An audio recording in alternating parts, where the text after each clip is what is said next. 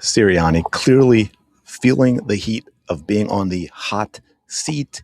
Got a lot of pushback for his ridiculous comments about Jeff Stoutland the other day. We had Jeffrey Lurie coming out just recently and with effusive praise of Jalen Hurts. And so now we get Nick Sirianni's favorite ploy, the anonymous sources and the hit pieces in the media that want to blame everything wrong with the Eagles on Jalen Hurts to deflect from Nick Sirianni being an absolute incompetent head coach who the Eagles have been winning despite him. I'm fully convinced of that now. Players may like him for certain reasons, but the man is simply not a good head coach. He doesn't bring anything that he does to the team other than cheerleading. So now we've got the betas, we've got the simps at ESPN, the same people who want to get out there and smear Jalen Hurts, and yet no one will go on the record. Tim McManus, ESPN, difficult conversations continued between Hurts and members of the organization this past season.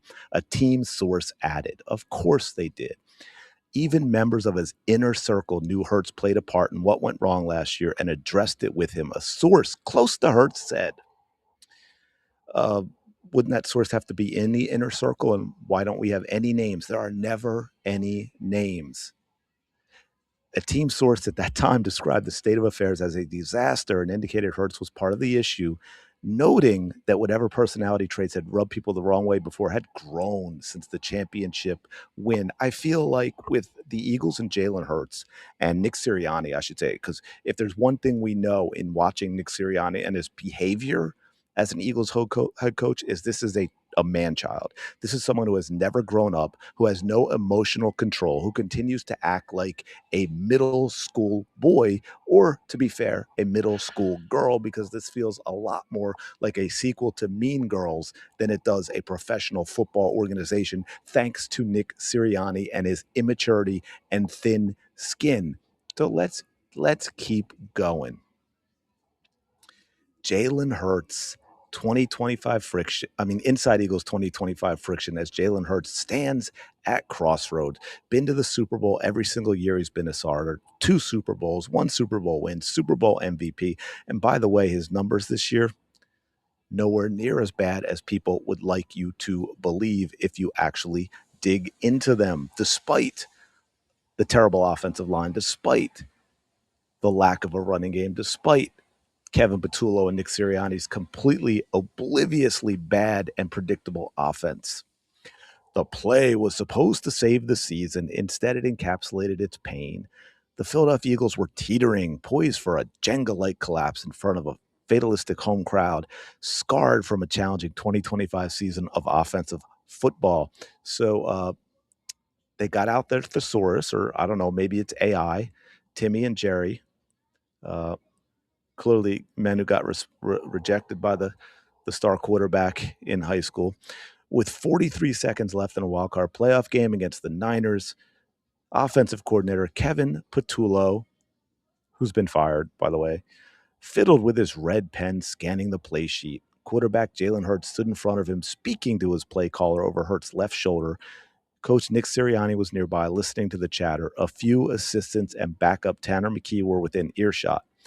Patullo addressed Hurst and Sirianni directly, suggesting what appeared to be a play call for a game-deciding 4th down. Sirianni made eye contact with Patullo, then looked at Hurts as if he was open to input, opinion. A brief deliberation resulted in the simplest of football plans, a play known as 4 verts, which the Eagles had just run on the previous play. But this time, the 49ers were all over it, with 3 defenders collapsing on tight end. Dallas Goedert over the middle for a failed attempt to then win and recapture their own playoff magic. As one team source recalled, Hurts was the one who recommended 4 verts. A separate source with knowledge of the situation said that though the Eagles quarterback did suggest that he was simply responding to a question about his preferences. Well, did the source give you what that question was? Either way, not everyone with the offense was thrilled. I was like, oh my God, this is not happening. The team source, again, the team source. We can't run 4 verts. Though it's unclear what other plays were considered, if any, Sirianni ultimately approved Hurts' suggestion. Within seconds, the plan and a premature offseason vacation was in motion. This is absolutely horrifically, comically, disgustingly bad reporting. This is a made-up story. These are Jerry and Timmy are making this up. They're like, what story do we want to write? And then we'll just write our opinion. We'll just write what Nick Sirianni wants us to write. And we'll talk about anonymous sources and team sources and sources close to what happened. By the way, I watched that video. I got no vibe that Jalen Hurts wanted to call 4 verts. In fact, I would put money on Jalen Hurts not wanting to call 4 verts. By the way, the offensive coordinator can call the play, even if the quarterback wanted something else. Because what's funny is then we also get anonymous sources criticizing Jalen Hurts for changing plays. Which is it, folks? Is he so powerful that you let him call a play even though you know it's destined for failure, but he changes plays? I'm really not sure it can be both. Now we got little Jerry here. What did you come away with about what's going on in Philly with the quarterback and the team? Well, Matt, I came away with the notion that Jalen Hurts, despite immense success, is facing some frustrations now within his own building. Mainly, sources point to an issue with coachability, that even in 2024, when they won the Super Bowl, coaches trying to implement new schemes, motions and shifts, maybe more things under center. Hurts has pushed back to those at times. They feel like changes within the huddle to play calls have been excessive at times, even giving signals to receivers with hand signals to change a play that weren't installed in the offense. So those are things that have just sort of come to a head despite all the winning that they've done. Yeah. The passing attack has not diversified in recent years. This guy's a clown and he looks exactly what I would expect. And of course, no sources whatsoever. The idea of Jalen Hurts not wanting to be on center has been completely debunked. That is a Nick Sirianni thing. You can look throughout Nick Sirianni's history of coaching. He absolutely does not want his quarterback under center. Jalen Hurts has been incredibly productive under center. He has played under center multiple times throughout his career. This idea, which has never been mentioned before, that Jalen Hurts is uncoachable, talking about coachability, the coach's son.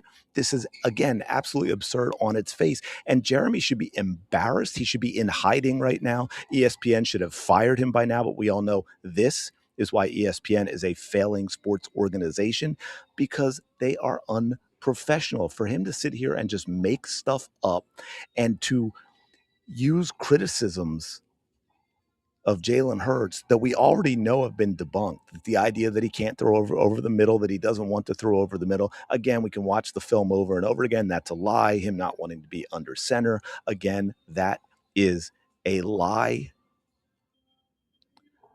We had, now this isn't that clip, but I'll play the short one by Jeffrey Lurie.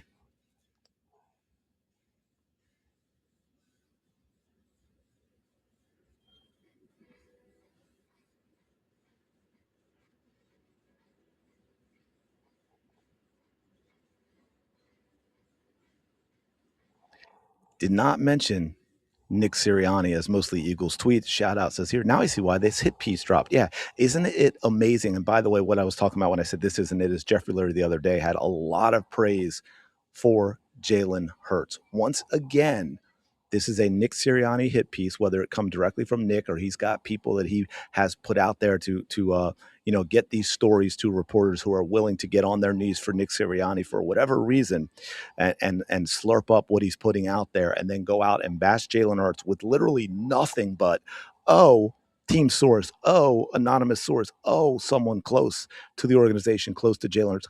I can do the same thing. I mean, should we go on? I can bash little Timmy and little Jeremy here and say, oh, well, an ESPN source said, this is what Timmy was doing last night. Is that where we're at right now? Is that the level of professionalism that ESPN has to offer? So once again, Nick Sirianni is on the hot seat. He is desperate to deflect, and he's going after his quarterback yet again. And I can't imagine that Jalen Hurts doesn't know at this point what is going on. You want friction in the locker room? There's your source of friction. Nick Sirianni, he's a clown. He's a child. He's never grown up, and he needs to go. Let me know your thoughts in the comments below. Appreciate it as always. Smash the like button, subscribe. Really do appreciate it. On our way to 2,000 subscribers. I will talk to you later.